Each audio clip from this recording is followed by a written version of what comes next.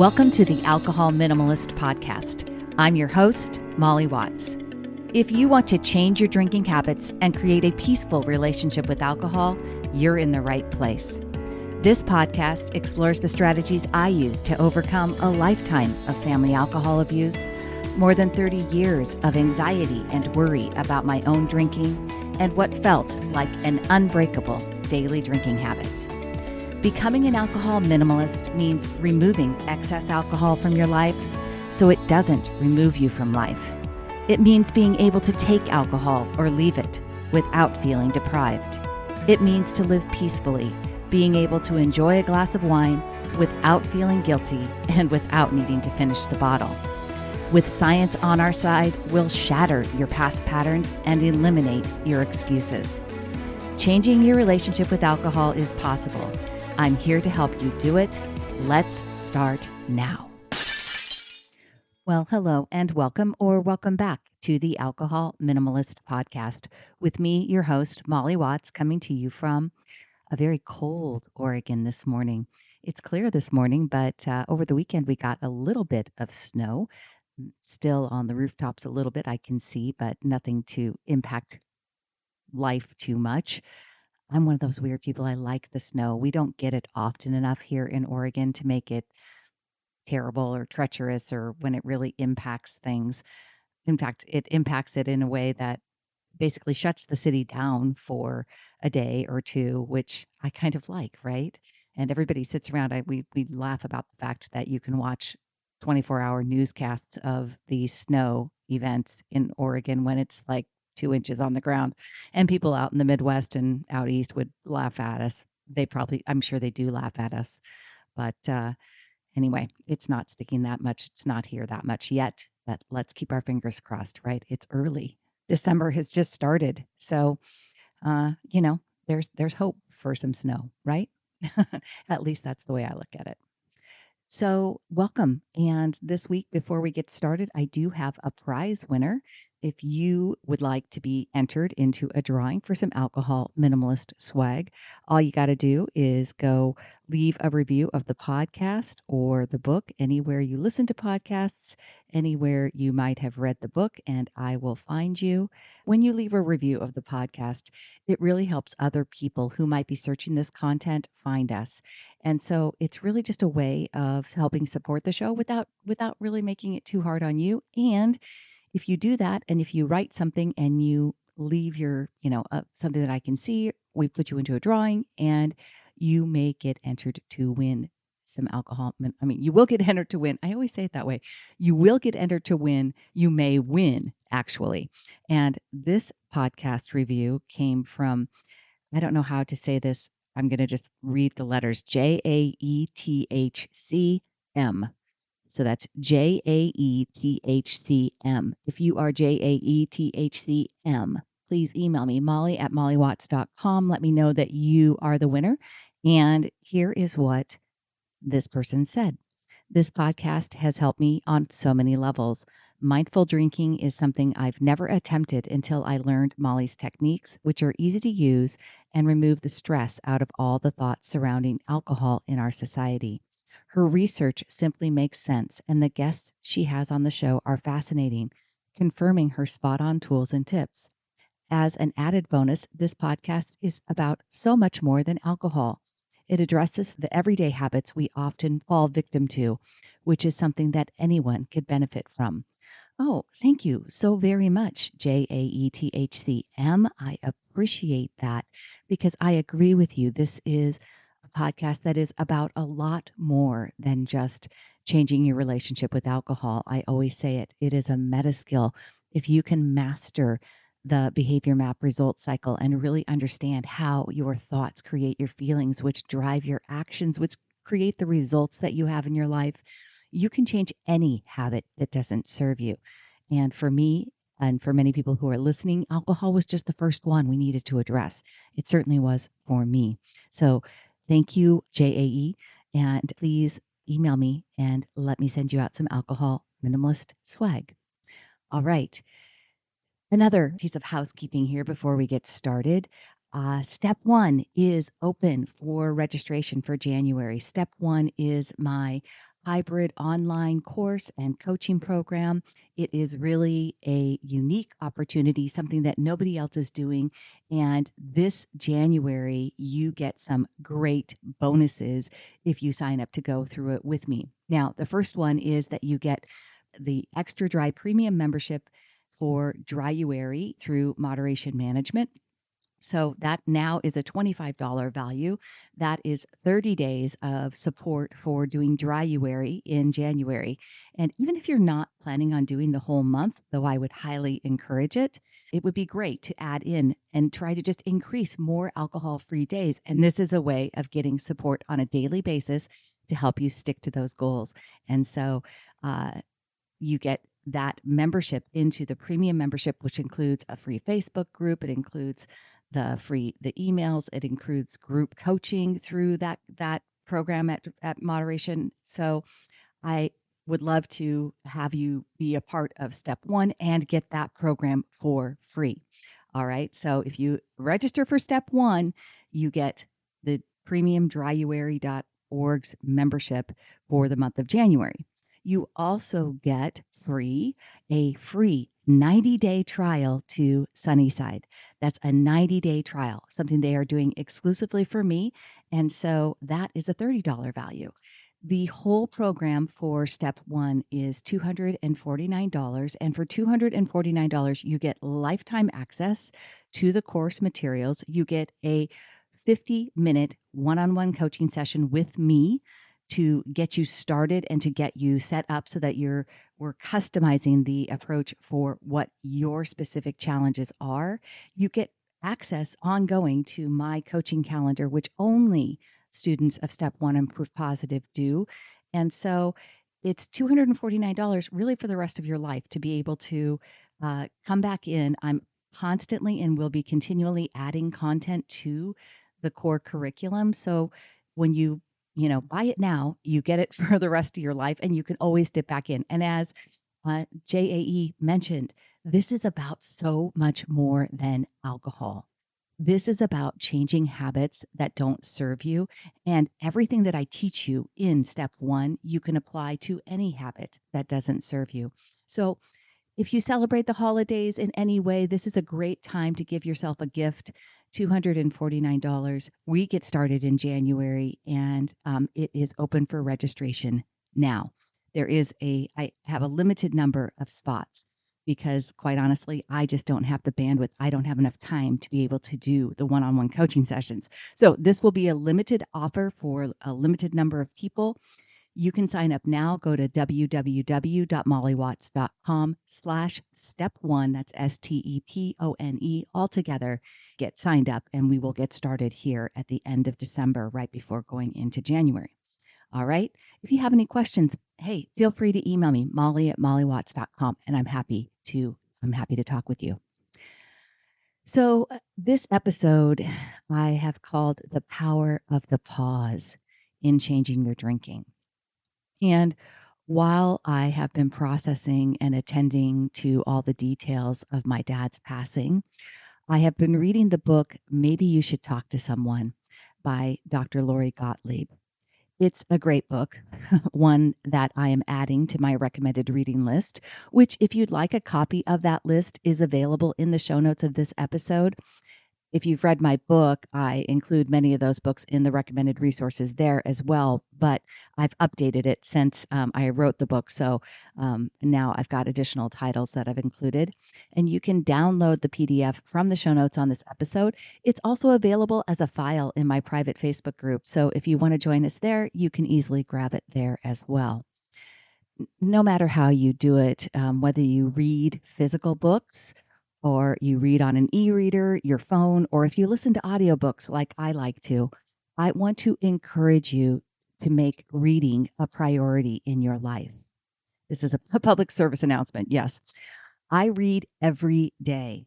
And scientifically speaking, it has been proven to improve brain connectivity, increase your vocabulary and comprehension, empower you to empathize with other people, aid in sleep readiness, reduce stress, lower blood pressure and heart rate, fight depression symptoms, and prevent cognitive decline as you age.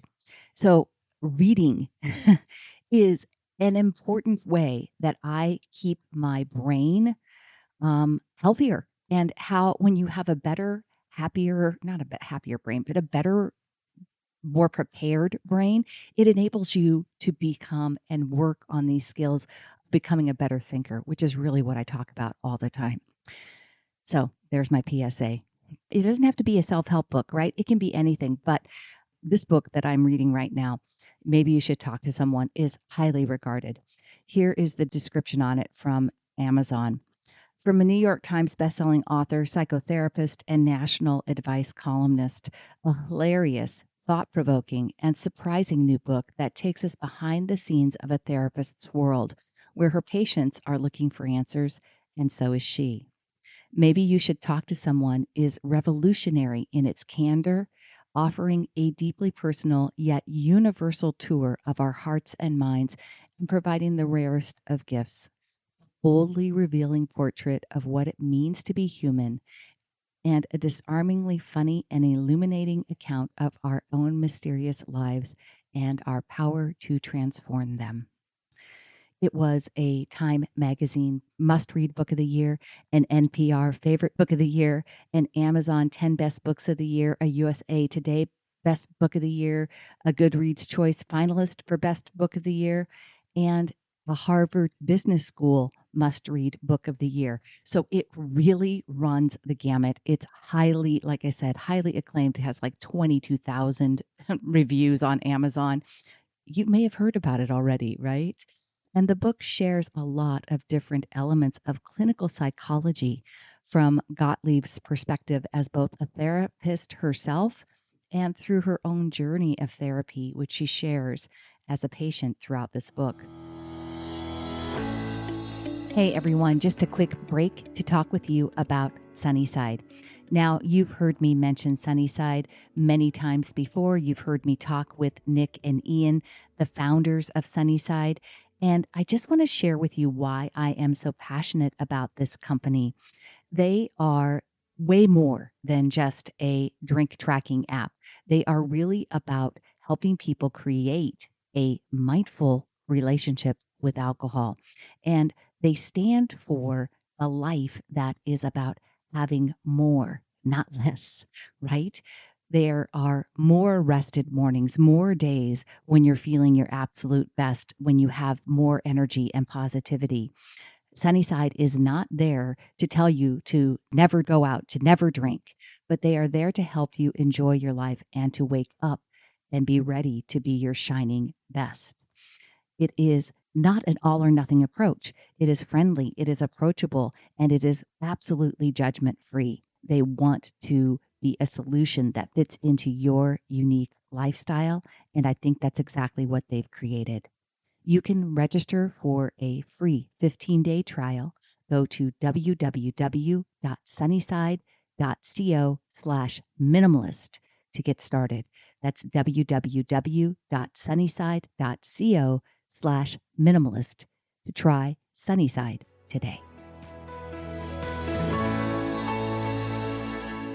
And I was reminded when I was reading the book of the work of Viktor Frankl. It's brought up in the book, and one of his most powerful quotes, which I love. It is, "Between stimulus and response, there is a space.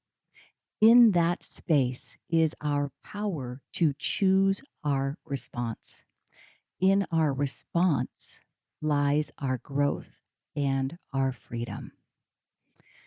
Now, I have a tool I share in my book that I call the PB&J. And I first created it as a way to navigate the urge to drink. And the P in the PB&J stands for pause and ponder. The pause is the first and most important step because it helps us create the space to ponder, to think. In that space is our power to choose our response. Pausing actually helps us calm our lower primitive brains, which can go into a reactive response of fight, flight, or freeze, right? Now, as a reminder, our lower brains are motivated to seek pleasure, avoid pain, and conserve energy. And while our prehistoric ancestors depended on these reactions to help them survive, we aren't in that type of survival mode in our modern lives anymore. We no longer live in jungles. We are not facing saber-toothed tigers or dinosaurs. Our lower primitive brains, however, are still wired for those threats, and they react to perceived threats as if they were real. Rick Hansen, a neuropsychologist, calls it paper tiger paranoia. Many threats, says Hansen, are to our self concept and not physical threats of survival. However, the brain does not know this difference and acts as if the boss who is bullying us is a saber toothed tiger and we are a gazelle fighting for our life. Our self concepts are our views about ourselves as kind, generous, thrifty, smart, patient, compassionate, a good parent, and so on. When someone threatens this self concept, we get triggered and provoked. And if we do not pause, we will go into primitive strategies of our lower brains.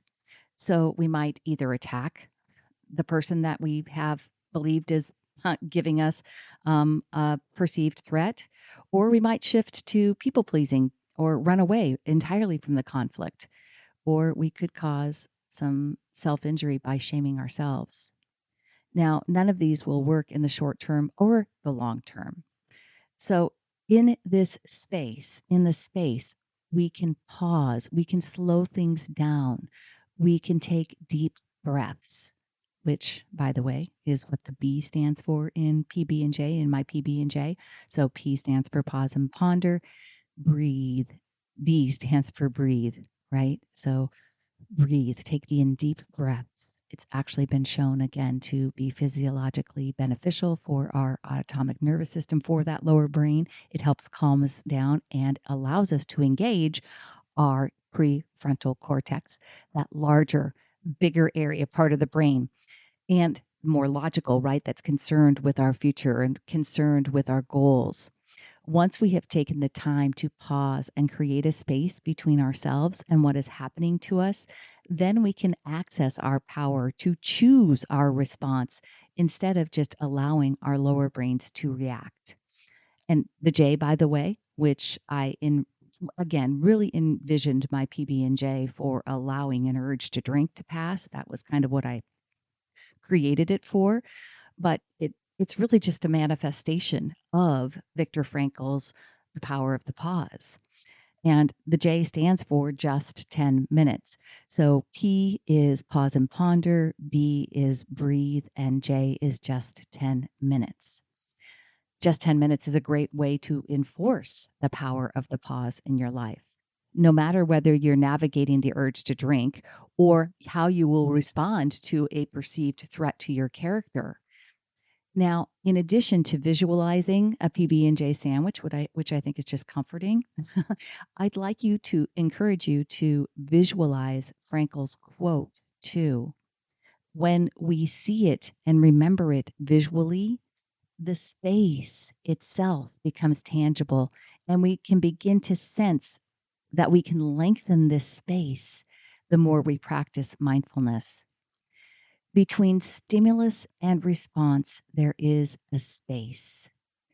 In that space is our power to choose our response. By being in the present moment, we can notice the stimulus and our initial response in our bodies. But instead of being swept away by that automatic response, we begin to learn to notice the stimulus and instead choose to pause, even briefly, and choose our response. When we make a little space, we make room for compassion and clarity for ourselves and for others. Then we can choose our response, and those choices, as Frankel explains, lead to our growth and indeed our freedom. In the pause, we can ask ourselves better questions. I'm always telling you, ask yourself better questions. We can remind ourselves of what we truly want. We can ask ourselves, what else is true? Now, I've been doing a lot of introspection over the last 10 days, and I'm sure I'll share more as I gain a little distance from my loss of my dad. But I want to reiterate right now how relieved I am by the fact that I haven't been tempted to buffer away my feelings of grief with alcohol, with food, with really any destructive behaviors. I'm taking time to be gentle with myself for sure, but I really believe that doing this work to change my relationship with alcohol and mastering the behavior map results cycle and continuing to work on it and continuing to do the work of becoming a better thinker, caring for my brain with positive habits like journaling and reading, it has built my emotional resilience. And this is why I always say, you just have to keep going. This is not the way that I would have handled loss and did not handle loss back in early 2019. I can tell you that in February of 2019, when I was just beginning this work on my own drinking habits, I had to put down my beloved dog, Trudy, on Valentine's Day. And I purposefully bought a 6-pack of IPAs and a huge box of hot tamales. That was my coping strategy. Now, that was almost 4 years ago now. And what a difference those years have made. You can do this too. You can become more emotionally resilient. You can become a better thinker, and you can change your relationship with alcohol. This week, cry the power of the pause and memorize the quote so you can see it in your mind. Between stimulus and response, there is a space. In that space is our power to choose our response. And in our response lies our growth and our freedom.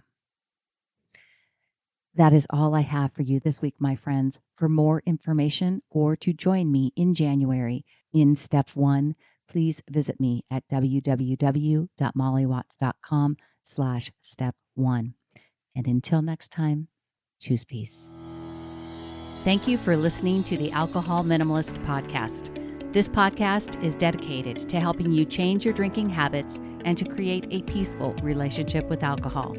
Use something you learned in today's episode and apply it to your life this week. Transformation is possible. You have the power to change your relationship with alcohol now. For more information, please visit me at www.mollywatts.com.